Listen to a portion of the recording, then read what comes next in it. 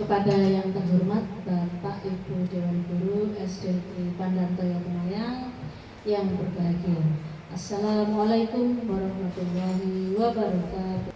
Bapak Ibu guru hebat, hari ini kita berkumpul dalam rangka ada beberapa kegiatan yang perlu kita segera laksanakan. Yang pertama adalah kita menganalisis visi, misi, dan tujuan dari SDN Pandantoyo terlebih dahulu. Seperti yang panjenengan semua ketahui, bahwa sekarang mulai dari bulan Juli awal semester pertama tahun ajaran 2025-2026 kita mengadopsi kurikulum nasional dengan melakukan pendekatan pembelajaran mendalam. Nah, mengapa kita perlu untuk menganalisis dan menyelaraskan visi, misi, dan tujuan SDN kita agar kita bisa berjalan di koridor yang sama, Bapak Ibu, dan kita juga melangkah bersama-sama agar bisa mencapai tujuan yang telah ditetapkan. Adapun indikator ketercapaian dari visinya antara lain yang pertama menjadi pembelajar sepanjang hayat, yang kedua berkarakter, yang ketiga berinovasi, yang keempat berprestasi. Misinya yang pertama, kita memberikan dasar-dasar keimanan dan ketakwaan terhadap Tuhan Yang Maha Esa bagi peserta didik. Kemudian melaksanakan model pembelajaran yang berorientasi pada pengembangan kecerdasan intelektual, emosional, dan spiritual dengan pendekatan kontekstual teaching lingkungan hidup.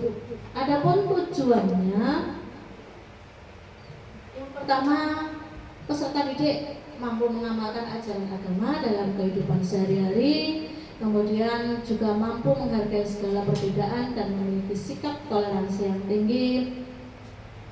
Peserta didik mampu menggunakan berbagai sarpras, terutama TIK, secara bijak dalam kehidupan sehari-hari, juga mampu memberikan solusi, menangkap dan mengembangkan peluang terhadap potensi lokal, memiliki rasa bangga terhadap budayanya, mampu melestarikan dan mempromosikan kesenian daerah, dan juga sebagai agen pelestarian lingkungan.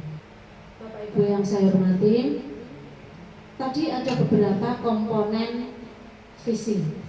Yang pertama, kita mewujudkan generasi yang berprestasi.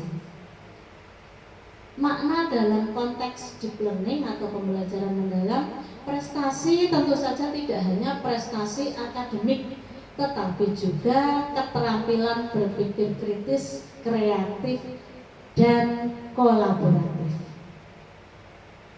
Adapun strategi penyelarasan yang bisa kita laksanakan, Bapak Ibu, yang pertama kita bisa menggunakan PBL atau Project Based Learning. Ini sudah tidak asing untuk Bapak Ibu sekalian karena sehari-harinya saya amati panjenengan sudah menggunakan PBL dalam kegiatan mengajar di kelas. Bapak Ibu, beberapa penyelarasan yang perlu kita lakukan di dalam pembelajaran mendalam. Pun strateginya tadi sudah saya utarakan. Tadi yang ketinggalan adalah untuk pembelajaran mendalam ada 2 mata pelajaran yang perlu kita integrasikan di dalam mata pelajaran dalam kelas sehari-hari, yaitu coding dan AI atau artificial intelligence. Nah, itulah pentingnya tadi, impact dan impact. Jadi jangan sampai anak-anak mahir menggunakan teknologi tetapi lupa beriman kepada Tuhan Yang Maha Esa. Jadi tetap harus seimbang, Bapak Ibu. Kemudian selain itu ekstrakurikuler untuk menunjang selain bakat dan minat, juga pembentukan karakter. Nah, tadi indikator keberhasilannya antara lain siswa mampu menunjukkan peningkatan prestasi akademik dan non-akademik. Jadi nanti hasil belajar yang kita laporkan kepada wali murid akan mengalami peningkatan. Kemudian terbentuknya karakter disiplin, jujur, dan peduli dalam kehidupan sehari-hari. Selain itu, peningkatan literasi digital dan literasi spiritual. Kemudian dalam rangka mewujudkan visi, misi, dan tujuan Bapak Ibu sekalian, karena ini pembelajaran mendalam fokusnya, maka kita akan lebih tepat menggunakan strategi berupa inquiry kolaborasi. Jadi nanti tujuannya adalah tentu saja peningkatan prestasi atau hasil belajar siswa. Saya membuat satu program, insya Allah nanti bisa untuk meningkatkan hasil belajar siswa. Program tindak lanjut kita tentu saja tadi menggunakan inquiry kolaborasi. Langkah-langkahnya ada 4 Bapak Ibu. Yang pertama identifikasi, yang kedua desain, yang ketiga implementasi, kemudian yang keempat refleksi. Salah satu program yang bisa kita gunakan agar tercapai visi misi kita, yang pertama adalah gemar literasi. Adapun identifikasi yang sudah saya lakukan, yang pertama saya menganalisis rapor pendidikan selama 2 tahun terakhir. 2 tahun terakhir ternyata tahun pertama kita mengalami penurunan nilai literasi dan numerasi. Tetapi yang difokuskan adalah literasi karena itu yang paling rendah capaian kita. Dan kita mendapatkan pendampingan dan alhamdulillah di tahun kedua kita mengalami peningkatan literasi dan numerasi 100%. Dari identifikasi semacam itu tadi, kita bisa membuat desainnya. Desainnya kira-kira mau kita apakan ini gemar literasi ini. Nah Bapak Ibu, yang pertama tadi adalah kita bagi menjadi 2 dulu. Literasi untuk kelas rendah dan literasi untuk kelas tinggi. Seperti yang kemarin sudah saya bicarakan, sudah saya utarakan ke panjenengan semua.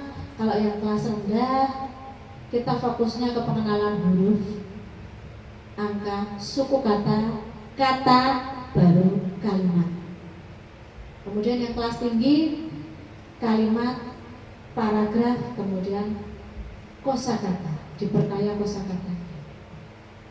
Nah, bagaimana caranya agar anak-anak bisa gemar literasi, hasil belajarnya meningkat?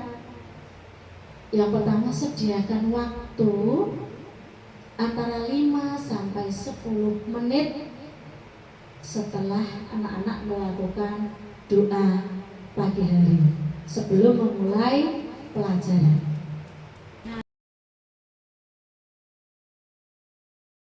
Assalamualaikum warahmatullahi wabarakatuh.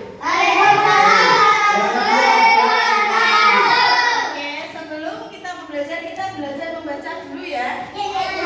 Ayo lihat, ayo baca. Bismillah.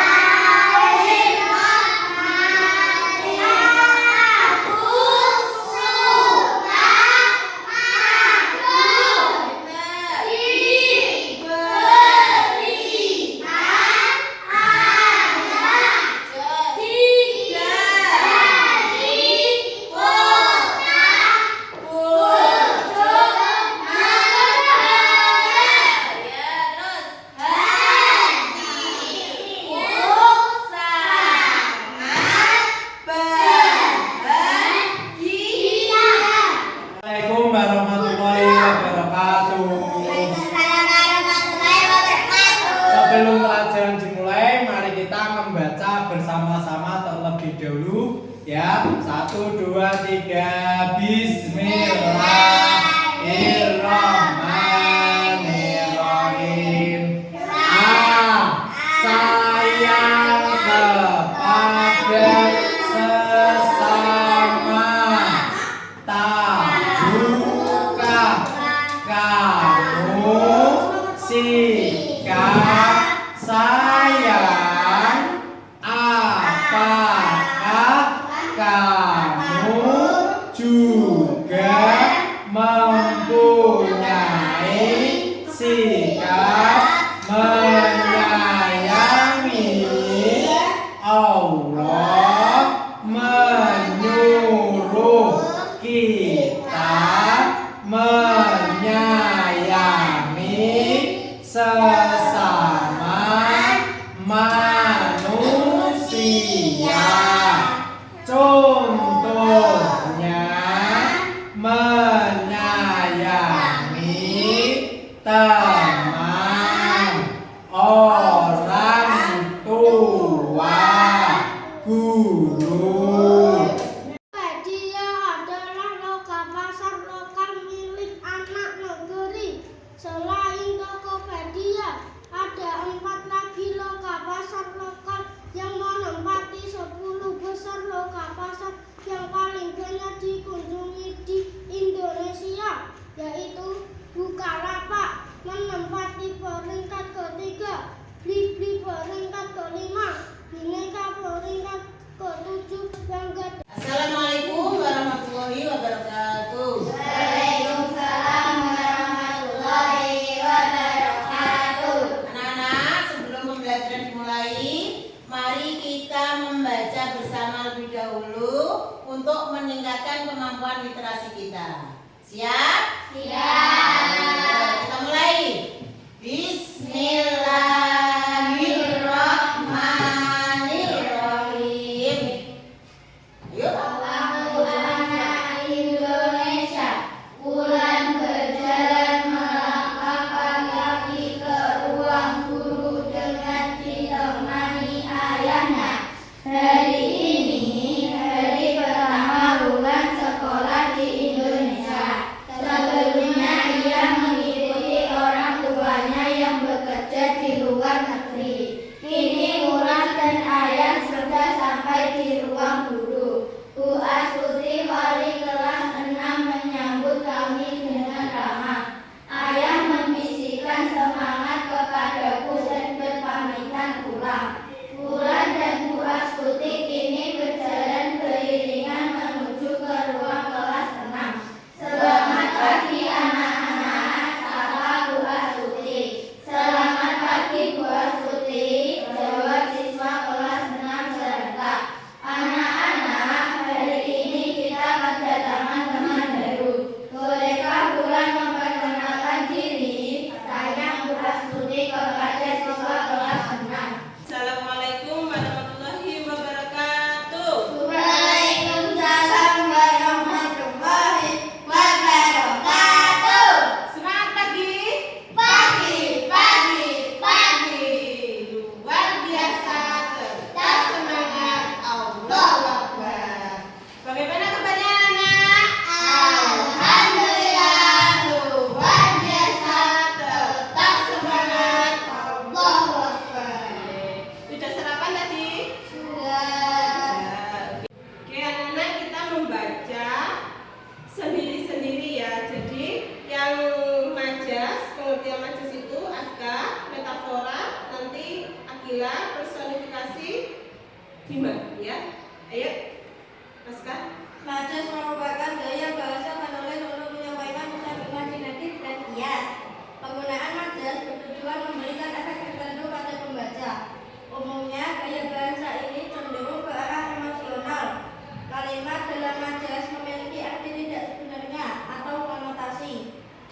Majas merupakan salah satu gaya bahasa yang seringkali dipakai dalam penulisan untuk memberikan suasana hidup pada kalimat tersebut. Biasanya, majas merupakan hal yang sangat berbeda dari makna yang sebenarnya. Majas yang akan kita pelajari kali ini adalah metafora, personifikasi, dan hiperbole. Oke, sekarang kita. Majas